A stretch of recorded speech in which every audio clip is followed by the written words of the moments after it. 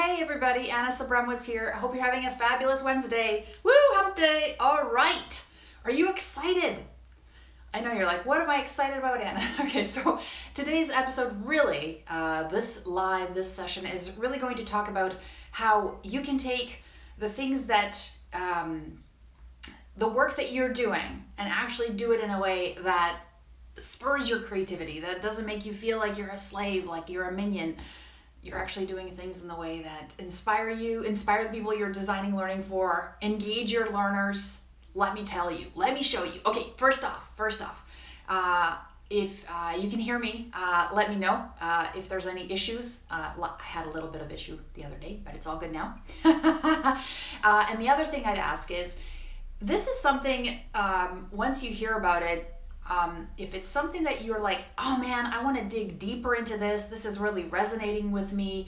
I'm loving what Anna's talking about and I want to get to learn more. I won't be able to share everything in this live, right? Because that would be a long time and would probably overwhelm you.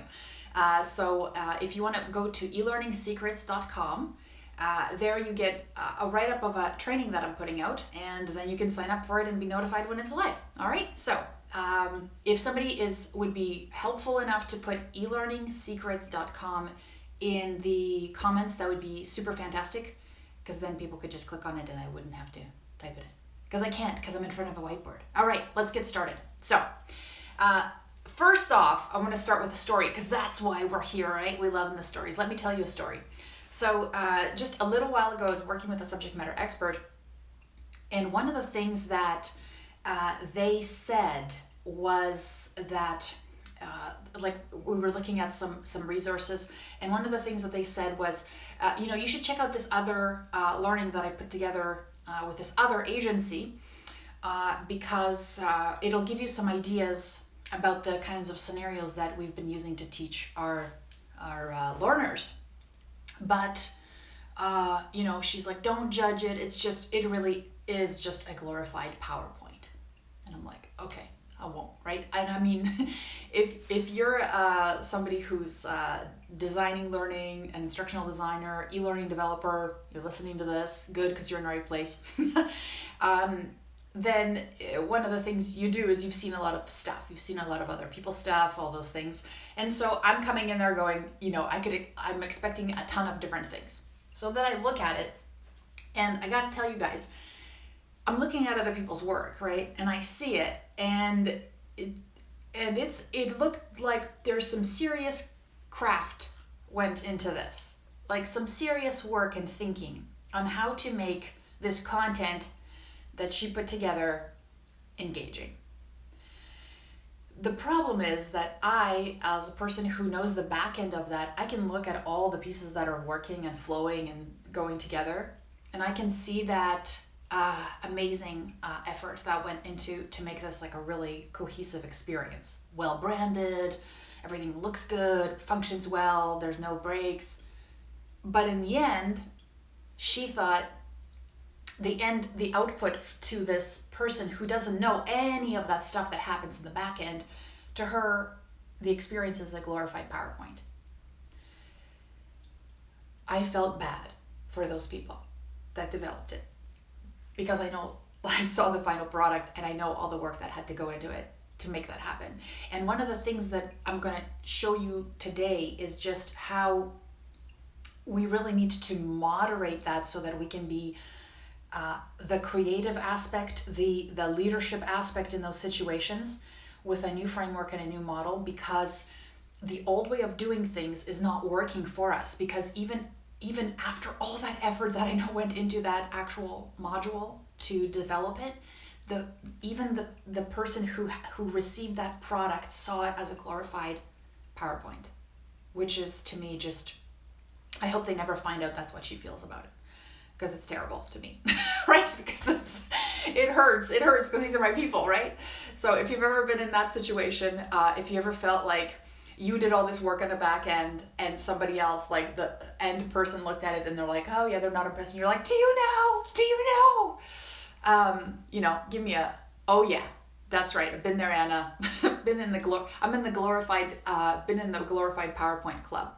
And it's kind of interesting because it happens everywhere, but I'm trying to show you that there's a better way. So first, let's just deconstruct the old way. And by the way, if you're loving this and you want more and more in depth, go to elearningsecrets.com and register for my webinar. You're going to love it. Well, first you got to read about it and see what's entailed. And if it sounds like it's all going to be awesome and you want more of that, then just sign up. Otherwise, don't, okay? Because you're going to not have a good time if you're not into this. So one of the things, and I got notes today because I don't want to miss a thing because this is going to be awesome. So that story was sad, but let me really put it in perspective. Imagine if you're like a dad and you come home and you're like, kids, you guys want to do a glorified PowerPoint tonight? You want to check that out? And the kids would be like, first they'd be like, what is that? And then second of all, after like the second slide, they'd be like, Dad, this is like info on a page and it's okay. What are we doing, Dad? This is boring. And we're doing that, like, if you think about it to your kids, you're like, that sounds kind of ridiculous, but really that's what we're doing to the people that we're putting out the work to, right? Other adults. And we're like, kind of like fooling ourselves like, this is okay. It's okay to have this kind of stuff out there and people have to go through it. Like we've somehow like diminished ourselves. And I think the problem with this is because we've come from this, this idea that PowerPoints, right? And I mean, the software has been doing this to us and we've let it and we've set a standard. We're saying, hey, have this integration into your PowerPoint software and you can now take and click something and it puts it out into, some sort of a software package, which you can then track, right? And then the problem with this model, no, that's actually a better face. It's like this. So there's the PowerPoint, right? And you're supposed to be doing something with this. Let's say it's a presentation from a live training session that was amazing, right? But this is what happens. It skips over you.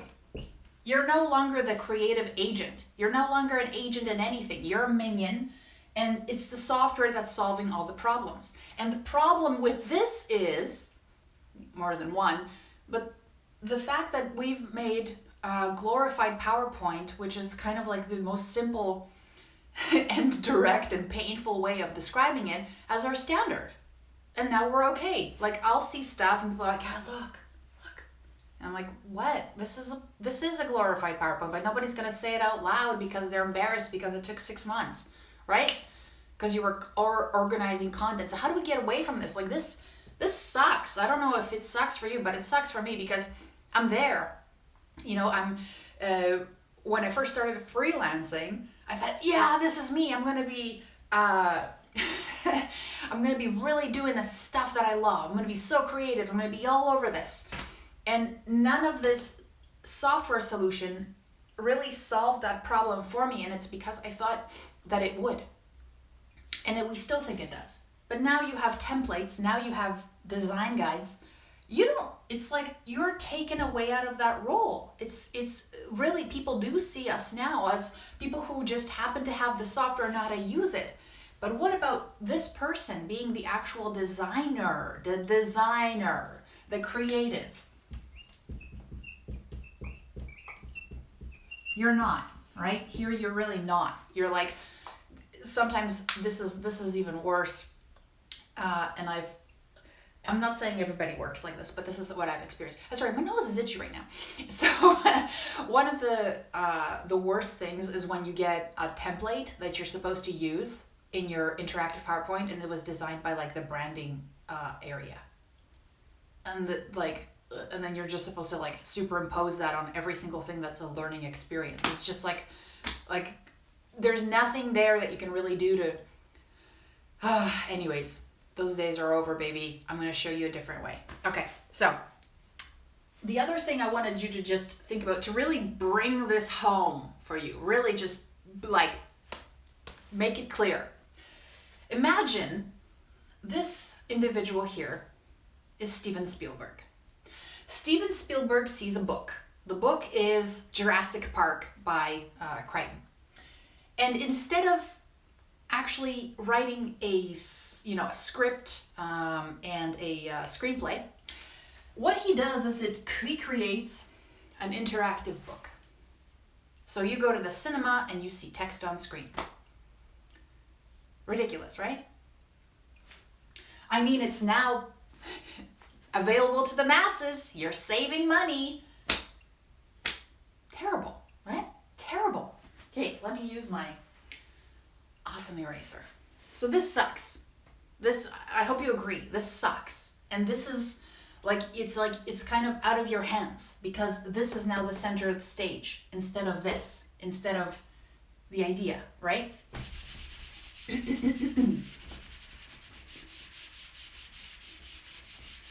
By the way, you're loving this. You want to get into the next level stuff? elearningsecrets.com.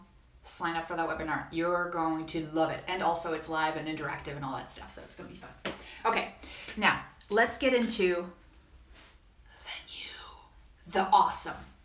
By the way, any questions, anything popping up for you, pop them in the comments, because I love questions. I love addressing them. And also I can answer them in future lives. And I also read the comments when I finish the lives, so then I can, answer any questions that way as well, if I feel like it's something I could help with. All right, so so really we just talked about the glorified PowerPoint, the glorified book. Hopefully I drove that point home enough. But let's say, and I talked about Steven Spielberg, and he's kind of an icon, right? But what if there's a Steven Spielberg inside of you? I'm not saying you're going to become one with my new framework, but what if there's that creativity that's been bubbling in there, it's just simmering for years and years, and you're finally trying to let it out? What if it's in there and software has been kind of like, no, use this template, no, just convert, no, just put it out in a package? What if you're ready? You're ready for it. So, and here's a thing, what I'm trying to really show you here is the new way is this. This is you. Yeah. And you are Steven Spielberg, let's say, whatever. The e-learning version, right?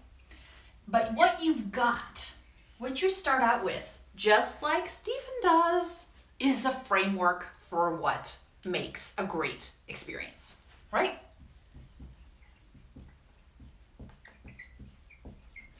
Now we're talking about interactive storytelling, right?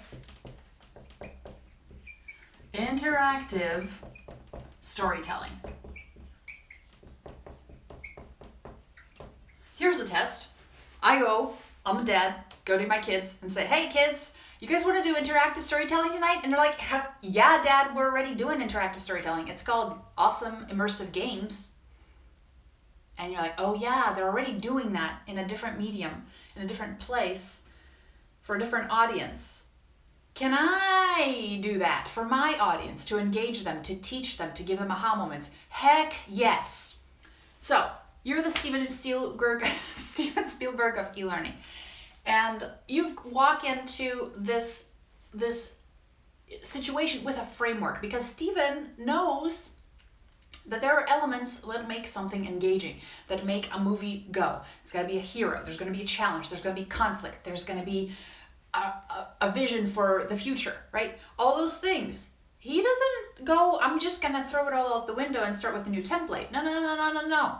He's got a framework. He knows. He's walking in. So this is what's wonderful. You also, in the interactive storytelling, have a framework. And then what happens is you're the instigator. You see, no PowerPoints around here. You're the instigator, right? You're the person looking out into the world, finding things, looking into the business. And instead of relying on presentations, you rely on the humans that are doing the work, practitioners, experts in the field, top performers, people who are crushing it because you want to figure out what's the secret sauce. What do they struggle with? How do they get here? What are their challenges? What are the conflicts? What are the key decisions they make daily to get them to be the best or the next level, whatever that is. And guess what? Then you take this awesomeness, whatever, yeah, and you put that into your awesome storytelling framework. Now,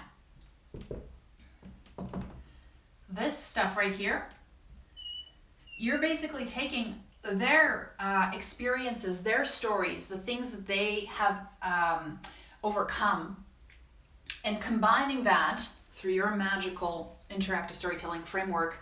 And it's not actually magical. I'm calling it magical because I think it's so cool, but it's really a framework. And once you figure out the framework, you just need to work within its constraints to get these people's stuff into it. So what's beautiful about this is that you're not being you're not like coming up from, one of the, I think the biggest things about being creative is that when you're in a zone that you have no clue about and you're like trying to make up stuff.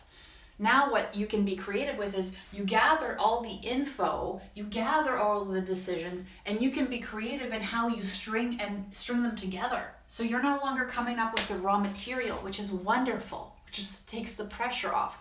Now you have all this raw material and you can create that experience. Just like Steven Spielberg, he doesn't come up with Jurassic Park. He looks out there, he's like, oh, that's a good one. People love that one. Can I make it into a different kind of experience? Right? That's what you're doing here. You're no longer like, oh, look at this info. How do I turn it into something useful? Because I just got bullets and there's 400 slides of bullets. How do I do this? Right? It's not like that anymore. You're coming in with a framework. You're coming in with a vision. You're coming in talking to people, saying, how can we optimize what's going on?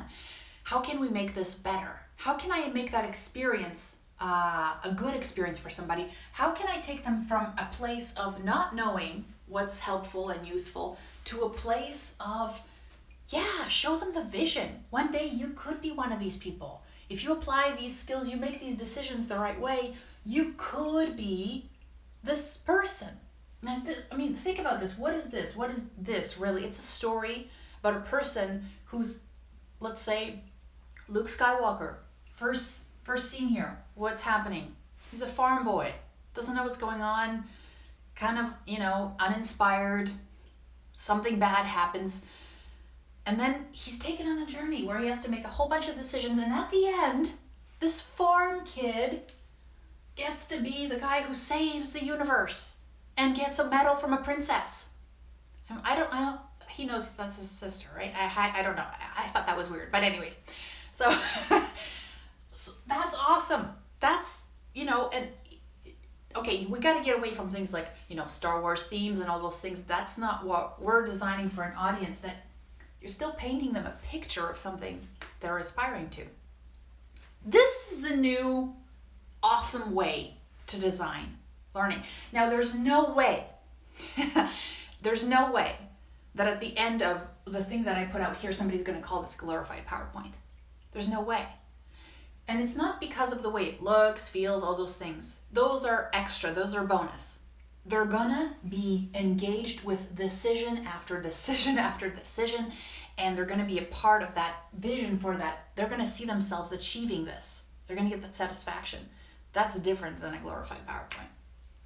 So, what do you think? Fun? Awesome? You wanna be here? You wanna be I love this. I think I'm gonna get a t-shirt. Instigator, right? I love that. Instigator. Instigator. That's what you want to be. Another, where you want to be is trusted advisor, right? Trusted advisor. Yeah. I want to be choosing the tools. I want them to work for me. I want me to be the one going out there connecting people and ideas. I want to be the instigator of good stuff, not the software, not the latest release for it to tell me what I should be doing. But for me to be out there going, I'm inspired, but I get to make that decision because of all the things that I have in my back pocket as far as being the leader of that experience, of that process. So, want to learn more? Think that this is something you want to get like deep into? Go to elearningsecrets.com and then just sign up for my upcoming webinar. But before you do, just read what's there. It'll tell you what it's about and what you get. So you can decide if you want to spend that time actually digging deep into these processes, because I think they're super fun and they inspire me to do better work. And and then also I see other people who are putting in so much work into their own modules, and then the final product still ends up looking like a glorified PowerPoint to somebody, and you're like, my God, there's a better way. What is it? This is it. So I hope you had a good time. You enjoyed yourself. If you think this is something that's awesome, upvote it, because then you get to see it again, and also other people get to see it, and it spreads the word, because we gotta change the way things are being done right now. Just saying. And also, if you have any questions, any comments, post them underneath so I can check them out. All right. Have a wonderful rest of the day, and I'll see you here again tomorrow. And tomorrow I'll be getting more into the details about this framework. And a lot of people have asked me, hey, Anna, how do I get good at storytelling? Well, there's a good way, and it doesn't mean you have to become like Stephen King and every day write 10 pages of story. There's a better framework for that, which is what I love, right? Frameworks and patterns. All right, so I'll talk to you tomorrow. Take care. Bye.